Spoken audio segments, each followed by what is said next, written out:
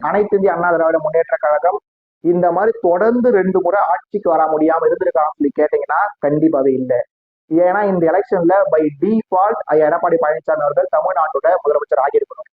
ஆனா ஏற்கனவே அவரை பார்த்து 8 தோல்வி பழனிசாமி 10 தோல்வி பழனிசாமி சொல்லி கிண்டல் பண்ணிட்டு வந்த நிலையில இந்த எலெக்ஷன்ல அவர் தோத்துறதுனால அவர் 11 தோல்வி பழனிசாமி ஆயிட்டாரு.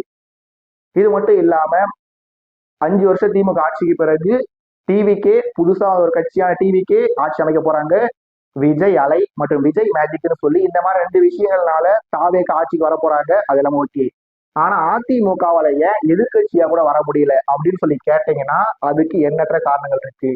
அதுல முதல் முக்கிய காரணம் திரு எடப்பாடி பழனிசாமி அவர்களே திரு விஜய் அவர்களுக்கு பூஸ்டப் பண்ணி விட்டதுதான். 2024 நாடாளுமன்ற தேர்தல் அப்ப பாஜகவோட ஒட்டும் இல்ல உறவும் இல்லைன்னு சொல்லிட்டு 2026 தமிழ்நாடு சட்டமன்ற தேர்தல்ல பாஜகவோட போட்டி நினைச்சாரு.